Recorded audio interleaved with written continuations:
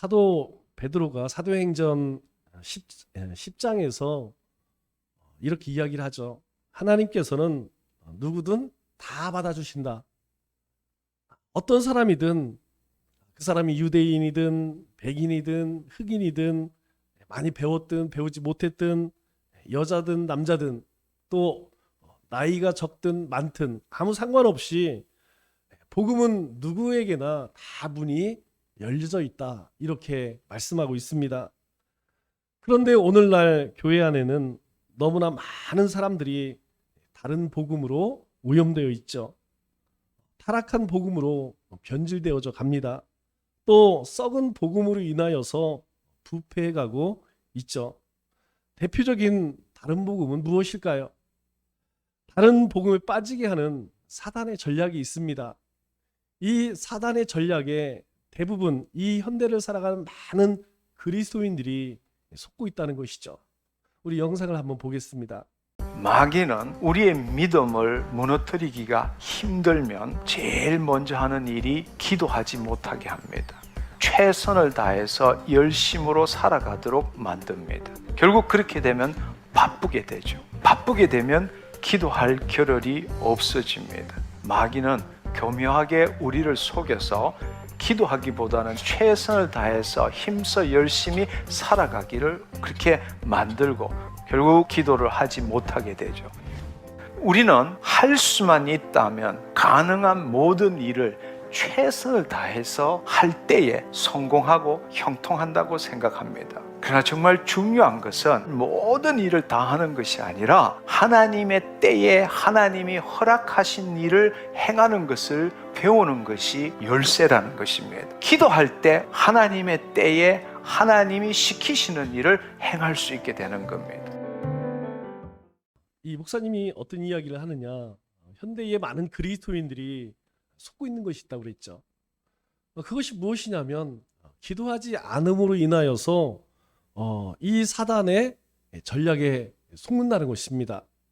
그것이 어떻게 나타나느냐, 바빠요. 일단 바쁘게 만든다는 것이죠. 여러분 삶이 나는 너무나 바빠. 그렇다고 하면 지금 어느 정도 사단에게 속고 있는 거예요. 야, 내가 최선을 다하자. 내 열심을 다하자. 그런 마음으로 살고 있다면 이것도 좀 위험한 거죠. 그러면 우리가 최선을 다하지 말아야 되느냐? 그럼 바쁘지 않고 그냥 느긋하게 살아야 하느냐? 그걸 얘기하는 게 아니죠. 여기에서 중요한 것은 무엇이냐면 무엇에 최선을 다할 것이냐, 무엇에 열심을 다할 것이냐라는 것이죠. 여러분, 우리가 기도 생활을 하지 않는다는 것은 하나님을 의지하지 않는다는 것입니다. 하나님을 의지하지 않게 되면 나를 의지해야겠죠. 내 힘과 내가 가지고 있는 것을 의지해야 합니다. 그렇기 때문에 최선을 다하고 또 그로 인하여서 바빠지는 것은 대단히 위험하다는 것이죠. 우리가 하나님을 향해서 최선 다해야 합니다. 우리가 하나님을 예배하고 말씀을 전하고 기도하고 또 함께 연합하고 모이는 일에 힘써야 합니다. 그 일을 위해서 우리는 할 수 있는 최선을 다해야 하죠. 그러나 그렇지 않고 하나님이 아닌 다른 것에 마음을 빼앗겨서 그것을 쫓아가게 된다면 그것은 여지없이 이 마귀 사탄에게 속는 것이라고 이야기를 하죠. 여러분, 이 영상의 가장 핵심적인 것은 무엇이냐면 사탄은 이 거룩한 복음을 변질시켜 변질된 믿음으로 살아가게 한다는 것이죠. 무엇이 진짜 믿음인지, 무엇이 하나님이 기뻐하시는 믿음의 삶인지 이걸 혼동하게 만든다는 거예요. 그래서 우리로 하여금 속게 한다는 것이죠. 사단이 제시한 이 거짓된 복음이 무엇일까요? 다른 복음에 미혹된 이 갈라디아 교회를 향해서 사도 바울이 오늘 9절에서 이렇게 말씀하고 있습니다. 우리가 전에 말하였거니와 내가 지금 다시 말하노니. 이전에도 사도 바울이 이야기를 했던 얘기예요. 그런데 이것이 잘 고쳐지지 않습니다. 잘 바뀌지 않아요. 그래서 내가 다시 지금 말하노니, 내가 거듭해서 다시 이야기를 한다. 그게 무엇이냐면 만일 누구든지 그 사람이 어떤 직분을 가지고 있든지 너희가 받은 것 외에 다른 복음을 전하면 저주를 받을 것이다. 이렇게 이야기해요. 너희가 받은 것, 여러분 지난주 우리가 함께 나눴던 것이 무엇이죠? 우리가 받은 것은 오직 예수라는 거예요. 여러분 우리가 구원을 얻는 데에서 예수님 외에 다른 것이 필요하냐? 그렇지 않다는 것입니다. 우리가 구원받는 데에 예수님의 십자가 그 위에서 주님이 다 이루셨다는 거예요. 그렇기 때문에 다른 것이 필요 없다는 것입니다. 그래서 그것을 믿는 믿음으로 우리는 살아간다는 거예요. 그래서 그리스도인은 오직 의인은 믿음으로 말미암아 살리라. 우리는 우리 주님과 주님이 십자가에서 흘리신 대속의 보혈로 우리는 의로운 하나님의 의로운 백성이 되었다는 것이죠. 그런데 다른 복음이 들어왔다는 거예요. 다른 복음이 들어옴으로 인하여서 이 갈라디아 성도들이 변질된 복음 안에서 살아가고 있다는 것입니다. 그러면 이 갈라디아 교회에 들어온 대표적인 다른 복음은 무엇일까요? 그 첫째가 무엇이냐면 율법주의입니다. 사도 바울은 갈라디아 교회에 뿐만 아니라 복음을 전하는 모든 곳에 항상 무엇이라고 이야기했느냐? 오직 예수, 오직 십자가, 오직 믿음만을 전했습니다. 이같이 순수한 복음, 또 바른 복음으로 갈라디아 교회가 세워졌죠. 그런데 바울이 떠난 뒤에 그들 가운데에 거짓 선지자, 거짓 교사들이 들어와서 예수님만으로 구원을 얻을 수 있는 것이 아니다. 이런 가라지를 뿌리게 됩니다. 분명 주님께서는 오직 믿음으로 구원을 얻는다고 우리에게 말씀하시는데 이 거짓 교사들은 예수님 믿는 50%와 50%의 율법 행위가 플러스 되어야 구원을 받는다. 이렇게 이야기를 하는 거예요. 이것이 잘 먹혔던 이유가 있습니다. 여러분 믿음으로 신앙생활 하면 왠지 이 신앙생활하는 것 같지가 않아요. 특별히 유대인들에게는 굉장히 많은 율법의 절차들이 있었습니다. 하나님께 제사를 드릴 때에도 엄격한 절차가 있었어요. 그 절차를 통하여서 왠지 카타르시스를 느꼈죠. 내가 하나님 앞에 죄사함을 받았다. 그런데 이제는 예수님의 이름으로 구하기만 하면 얼마든지 용서가 되고 용서함을 받고 하나님의 백성이 되는 거예요. 그러니 이 유대인의 입장에서는 이해가 안 되는 것이죠. 혹시 여러분 가운데서도 저 성공회나 카톨릭 미사에 가보면 아마 예배의 이 수준이 틀립니다. 여러분 웬만한 사람들은 이 예배에 들어가게 되면 막 숨이 막혀요. 왜냐하면 내가 침을 삼키잖아요. 침 꼴깍하는 소리가 들릴 정도예요. 아주 엄숙합니다. 음악도 우리 같은 이런 신디 안 칩니다. 이런 피아노 안 쳐요. 전부 파이프 오르간 그 소리가 얼마나 장엄합니까? 그리고 저처럼 이렇게 말 빨리 하지도 않습니다. 아주 천천히 해요. 그래서 대략 미사 시간이 1시간 안에 끝날 수가 없습니다. 순서도 굉장히 많아서 아마 우리 어르신들은 단일하게도 못 다녀요. 왜요? 일어섰다 앉았다. 여러분 우리 예배는 몸이 불편하신 분들은 그냥 앉아 계세요. 그렇게 하잖아요. 그런데 미사는 그런 거 없습니다.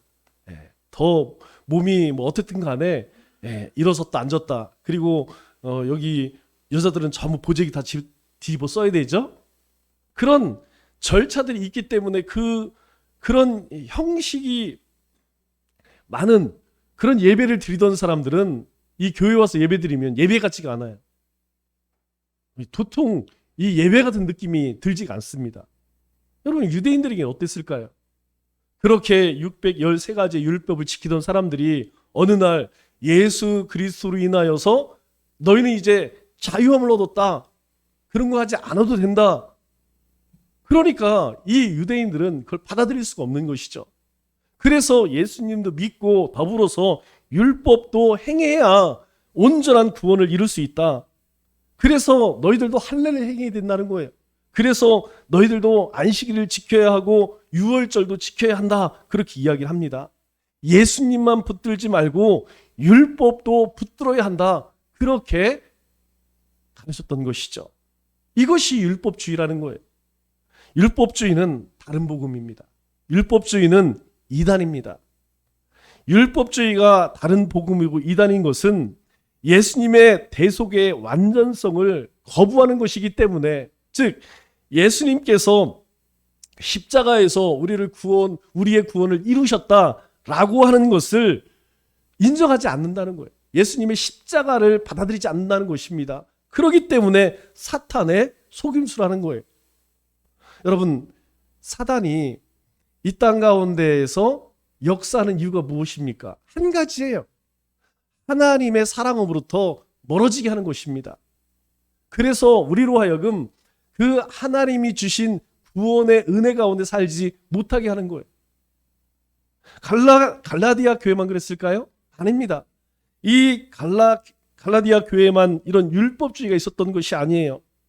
전통적으로 복음이 들어가는 곳마다 다른 복음의 독버섯들이 나타나기 시작했다는 것이죠. 오늘 이 시대도 마찬가지예요.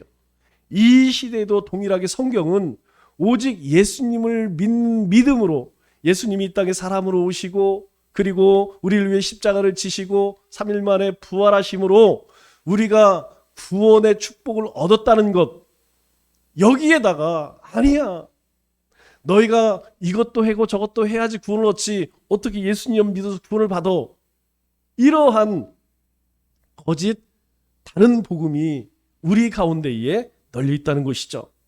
우리 로마 가톨릭 공식 교리서에 나오는 이야기입니다.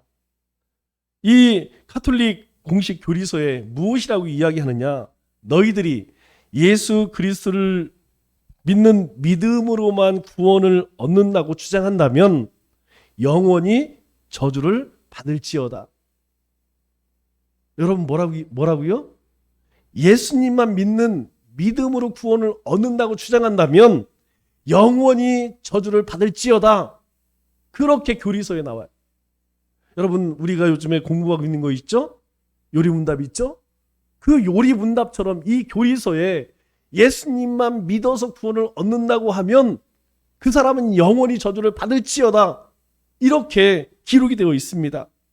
만일 이 교리를 주장한다면 그것은 누구든지 율법주의요, 다른 복음이요, 변질된 복음이라는 것입니다.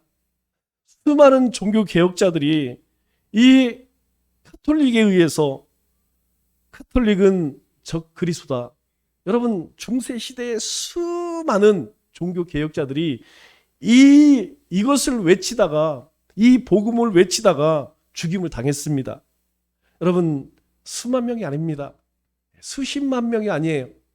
수백만 명이 바로 이것은 잘못된 복음이다, 이것은 다른 복음이다, 그렇게 외치다가 이 로마 가톨릭에 의해서 수많은 사람들이 죽임을 당했죠. 여러분, 이런 율법주의가 우리 가운데에 들어와 있다는 것입니다. 전통 보수 신학을 주장하면서 율법주의에 빠져 있는 사람들이 굉장히 많아요. 요즘에 정말 조심해야 할 것이, 그래도 아직 여러분 가운데는 접한 사람이 없을 거예요. 그러나 청주 안에도 이미 들어와 있습니다. 우리가 흔히 이야기하는 신사도 운동을 일으켜야 한다는 거예요. 그래서 초대교회의 그 신비적인 일들을 우리가 경험해야 한다는 것이죠. 이전에 어떤 교단에서 그런 이야기 했어요. 방언을 하지 못하면 구원받지 못한 것이다. 그래서 방언도 가르쳤죠. 실제로 그런 일이 있었습니다. 여러분, 지금 우리 한국교회 가운데에서 이제 전국을 번지고 있어요. 여러분, 신사운동이 무엇이냐면 이 시대에도 사도가 있다. 여러분, 이 시대에도 사도의 직책이 있다. 누가 사도라는 얘기예요? 본인들이 사도라는 거죠. 본인들이 사도니까 본인들 이야기를 잘 들어야 된다. 내용을 살펴보면 결국 그것입니다. 그런데 성경은 그렇지가 않아요.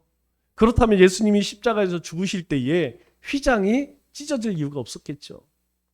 성경은요, 예수님이 십자가에 죽으심으로 누구든지 그 이름을 가지고 하나님 앞에 나아갈 수 있는 만인 제사장이 되었어요. 우리 모두는 주님께서 이 땅을 떠나시면서 너희는 가서 모든 민족을 제자로 삼아 땅끝까지 복음 전해라 라고 하는 사명을 받았습니다. 여러분, 이 시대에는 바로 여러분이 사도입니다. 여러분들이 예수님의 제자예요. 여러분, 우리가 말씀 공부를 하고 제자 훈련을 하고 하는 이유가 무엇입니까? 여러분, 사도가 다른 말로, 우리 쉬운 말로 하면 제자 아니겠습니까? 우리 모두가 주님의 제자라는 것이에요. 제자가 이기 때문에 주님을 따라가는 것이죠. 그런데 그렇지 않다는 거예요. 이 시대에, 구약시대에 제사장이 있었던 것처럼, 예수님 때에 12사도가 있었던 것처럼 오늘 이 시대에도 사도가 있다는 거예요. 그런데 문제는 무엇이냐면 그런 속임에 많은 사람들이 속고 있어요. 왜? 그곳에 가보니까 막 치유의 역사가 있어요. 여러분, 실제입니다. 그 집회 가운데에서 그런 역사들이 많이 일어나요. 여러분, 사실 이것은 우리 이전에 부흥회 때도 많이 경험했던 것이죠. 그런 일들로 인하여서 성도들 가운데에, 교회 가운데에 다른 복음을 교묘하게 그렇게 심어져 가고 있다는 것이죠. 여러분, 누구의 전략일까요? 바로 사탄의 역사라는 거예요. 우리 선행이나 율법을 행하는 삶은 구원을 얻은 자에게 구원의 결과로 드러나는 것입니다.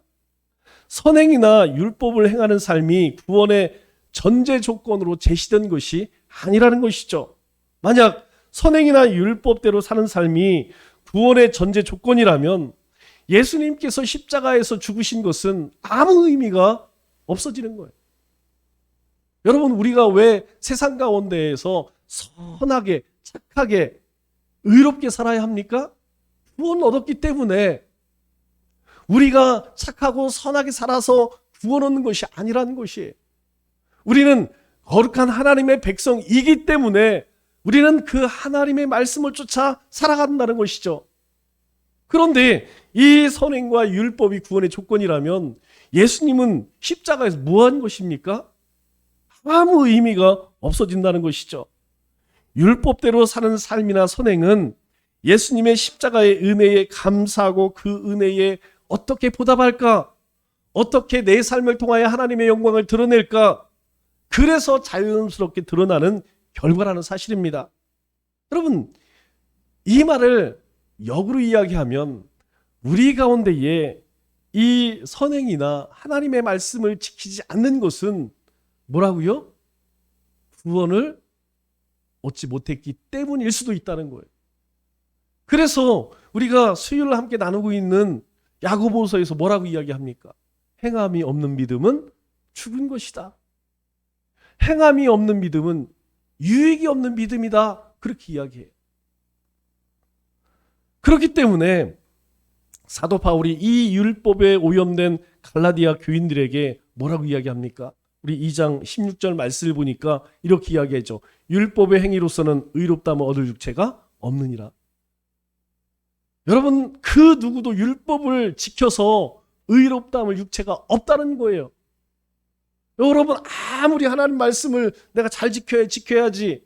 그러나 그 가운데에서 613가지 중에서 한 가지만 어기면 모든 것이 다 범하게 됐다는 것이죠. 그것 때문에 예수님께서 이 땅에 사람으로 오신 것입니다. 두 번째로, 교회에 들어온 변질된 복음 중에 기복주의가 있습니다. 여러분, 기복주의가 뭘까요?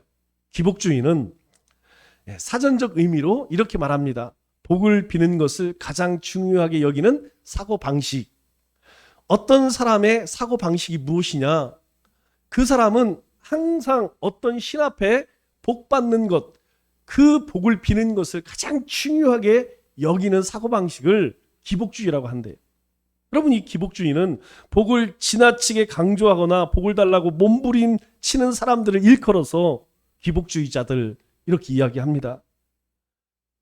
그렇지만 이 복을 강조하고 복을 달라고 몸부림친다고 다른 복음일까요? 아닙니다.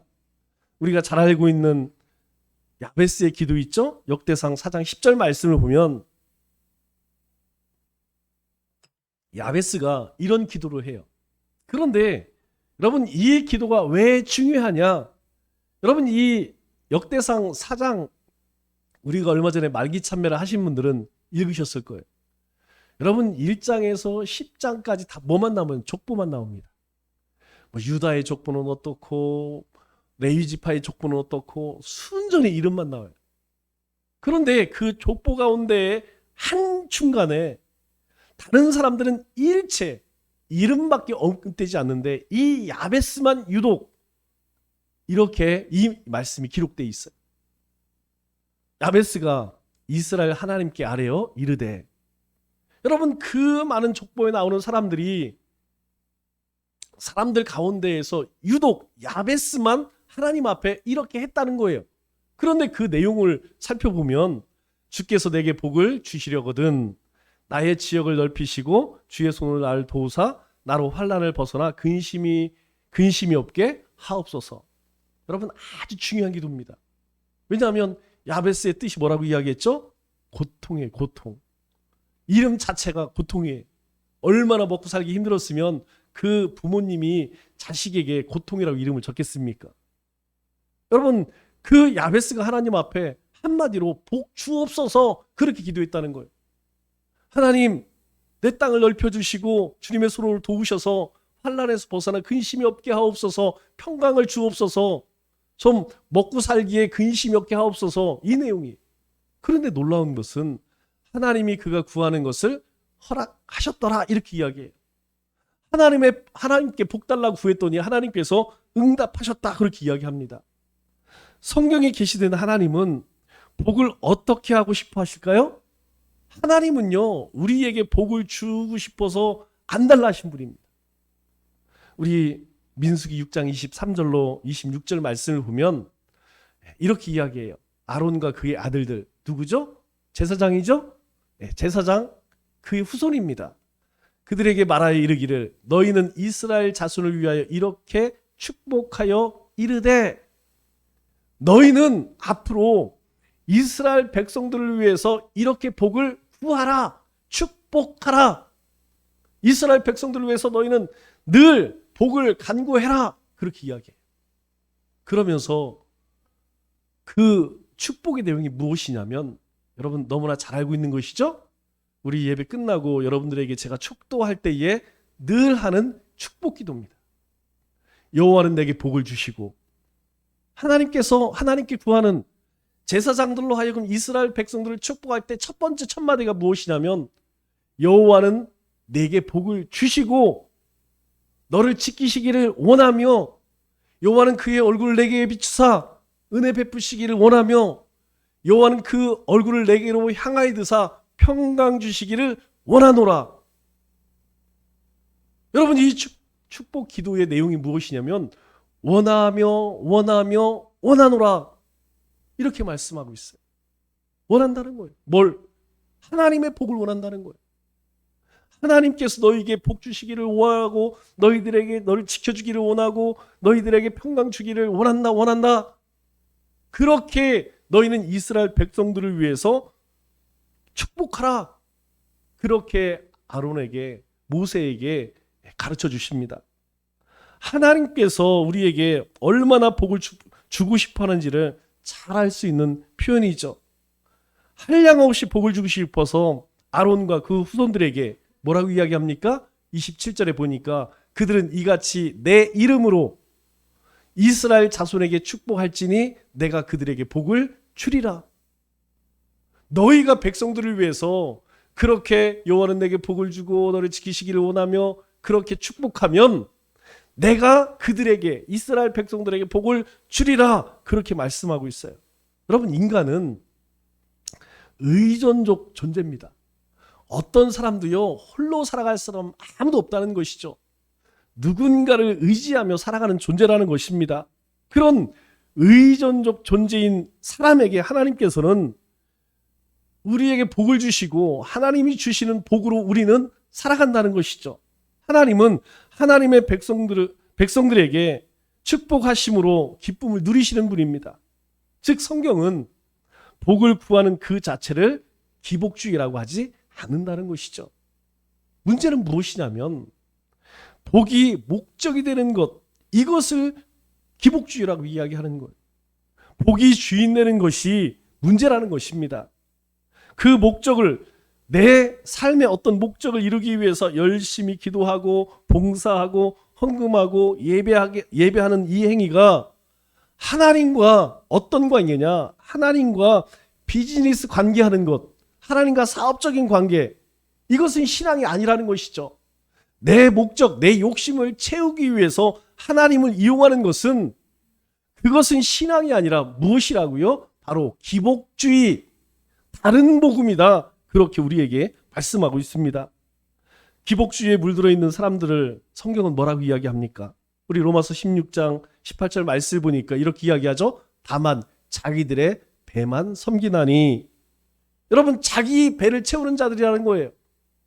하나님을 이용해서 자기 욕심만 채우는 자들이다. 그렇게 이야기하는 것입니다. 이들은 예수님을 섬기는 것이 아니라고 분명하게 말씀하고 있죠. 오늘날 많은 그리스도인들이 이 기복주의라는 다른 복음에 깊이 물들어 있습니다.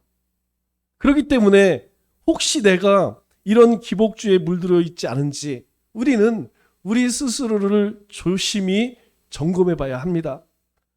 우리 신앙의 목표가 재물이고 성공이고 출세이고 명예인지, 그리고 이런 것들이 나의 삶의 중심에 있는지 그렇지 않은지 잘 살펴보아야 한다는 것이죠.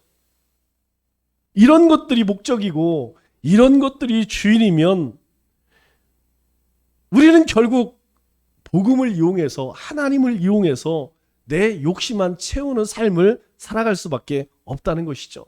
그 사람은 하나님을 따르는 신앙인도 아니요, 예수님을 따르는 제자도 아니라는 것입니다. 부귀와 명예 그리고 만사 형통을 따른 이단일 뿐이라는 거예요. 물질을 따르는 적 그리스도라는 것입니다. 마지막으로 종교다원주의가 있습니다. 여러분, 종교다원주의는 무엇일까요? 사람들은 우리를 향해서 이렇게 이야기합니다. 너희들은 왜 예수님만 구원자라고 말하느냐? 왜 불교나 천주교나 힌두교나 회교를 인정하지 않느냐? 모든 종교가 똑같이 추구하는 것이 구원이고 그렇기 때문에 동일한 진리가 아니냐? 왜 너희 안에만 구원이 있다고 말하느냐? 우리는 흔히 이야기하는 것이죠. 여러분, 다른 종교의 사람들이 늘 하는 이야기예요. 목포에서 서울 가는 방법이 KTX를 타도 되고 버스를 타도 되고 비행기를 타도 되고 승용차로 갈 수 있듯이 우리가 구원을 얻는 데 있어서 불교를 통해서 천국 갈 수 있고 유교를 통해서 마호메트를 통해서, 그런데 왜 너희들은 그렇게 말하지 않느냐? 왜 너희는 예수님만 믿어야 구원을 얻는다고 이야기하느냐? 너무 이기적인 것 아니냐? 많은 사람들이 이러한 이야기를 해요. 그러나 우리가 잊지 말아야 할 것이 있습니다. 여러분, 바로 진리는 배타적일 수밖에 없다는 거예요. 어느 것이 진리라면 다른 것은 자연스럽게 비진리가 된다는 것이에요. 이것도 진리이고 저것도 진리이고 그럴 수는 없다는 것입니다. 둘 중에 하나는 진짜가 있고 가짜가 있다는 것이죠.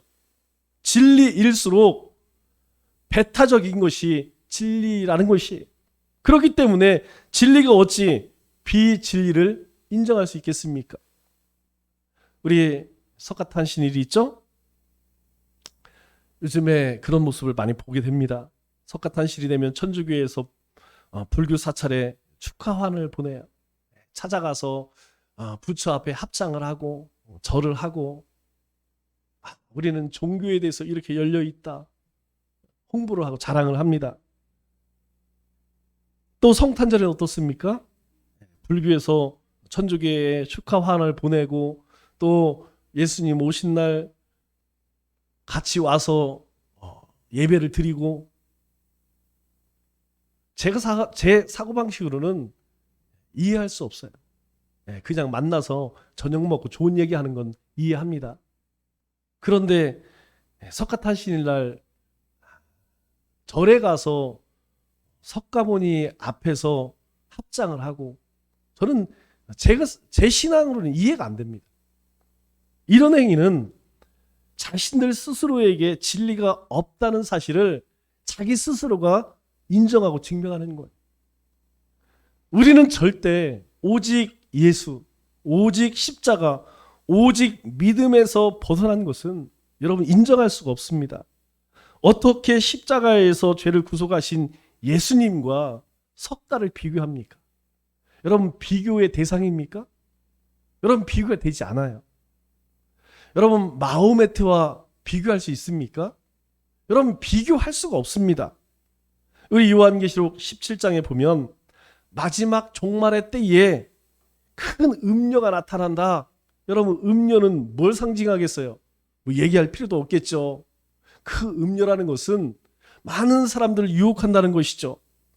교회라는 명패를 달고 그 속에 큰 음녀가 있다는 것이에요. 그래서 사람들은 거기에 다 속아 넘어가요. 저 사람들은 참 종교적 포용력이 좋다. 야, 천주에 가니까 참 사람들 괜찮더라. 야, 저 사람들은 저 교회들처럼 기독교처럼 예수 아니면 이런 얘기 안 하더라. 여러분 그들은 그 일상생활의 삶에서도 여러분 우리와 다릅니다. 그들은 자유롭죠.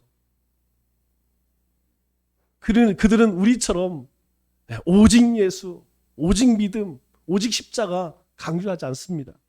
왜요? 그것보다 더 중요한 것이 자신들의 삶이기 때문에. 이들의 목적은 하나입니다. 모든 교회를 미혹해서 악한 악의 세력을 만들어 가는 것이죠. 바로 그 큰 음료가 종교 혼합주의, 종교 다원주의. 여러분들이 늘 조심해야 할 것이 늘 여러분에게까지는 오지 않지만 한국 교회의 가장 큰 심각한 문제가 바로 WCC, WEA의 문제예요. 우리말로 하면 세계교회협의회 그리고 세계복음주의 연맹. 여러분 이름만 들면 세상에 이렇게 좋은 단체가 없습니다. 그런데 그 이면에는 무엇이 숨겨져 있느냐? 교회가 연합해서 뭐 하려고요? 교회가 힘을 합해서 어떻게 하면 한 영혼 더 살려낼 수 있을까? 어떻게 하면 땅끝까지 복음을 증거할 수 있을까? 여러분 이것이 우리 모임의 핵심 아니겠습니까? 여러분 우리가 예배드리는 이유가 뭐예요? 오늘 주일이니까 주님께 예배드리자? 여러분 그렇게 접근해서는 안 된다는 거예요. 우리가 주님을 예배하는 이유는요. 오늘 주님께서 부활하셨어요. 주님께서 죽으신 지 사흘 만에 다시 살아나신 날입니다. 그래서 우리도 이날 죽어지고 다시 살아나는 날이에요. 그리고 나머지 6일도 오늘 이 주일처럼 나머지 6일도 그렇게 살아가자. 그래서 우리가 함께 하나님 앞에 예배드리는 겁니다. 오늘 예배드리고 나머지는 내 마음대로 살자. 이거 아니라는 거예요.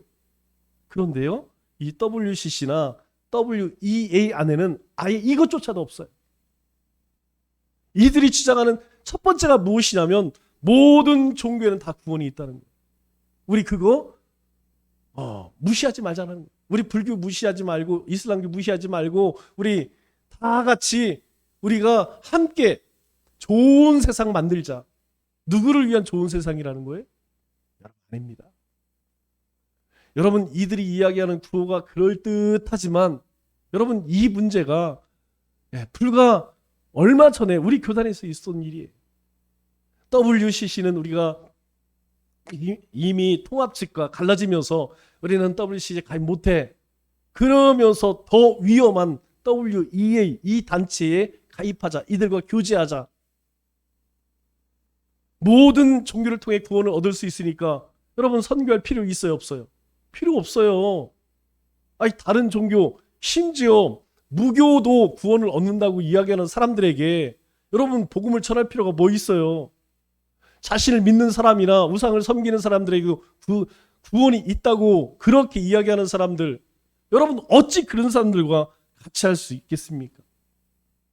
우리 사도행전 4장 12절에 분명하게 우리에게 말씀합니다. 다른 이로서 구원을 얻을 수 없나니 없다는 거예요. 다른 이로서 구원을 얻을 수 없습니다. 천하 사람 중에 구원을 얻을 만한 다른 이름을 하나님이 우리에게 주신 일이 없다는 거예요. 천지를 창조하시고 인간을 지으신 하나님이 구원을 얻을 만한 다른 이름을 주신 적이 없다는 거예요. 오직 예수님만으로만 구원을 얻을 수 있다는 것입니다. 공자처럼 윤리를 가르치고 석가모니처럼 철학을 가르치면서 많은 사람들에게 선한 좋은 그런 영향력을 미칠 수는 있어요. 하지만 인간의 죄와 사망의 문제 어떻게 해결할 거예요? 여러분, 공자 안에, 맹자 안에, 석가 안에 이 죄 문제 해결 방법이 있나요? 사탄의 결박의 문제가 있나? 해결 방법이 있나요? 지옥의 문제를 해결할 방법이 있나요? 어떤 종교도 이러한 문제를 해결해 줄 수 없다는 거예요. 오직 예수님만, 오직 예수님이 십자가에 흘리신 그 보혈의 피만, 그 주님을 믿는 믿음으로 우리가 구원을 얻을 수 있다는 것입니다. 이거 외에 다른 것은 뭐라고요? 다른 복음입니다. 이거 외에 다른 것은요, 다른 복음이에요. 말씀을 맺겠습니다. 이 시대는 온갖 거짓 복음, 가짜 복음, 변질된 복음, 다른 복음이 판을 칩니다.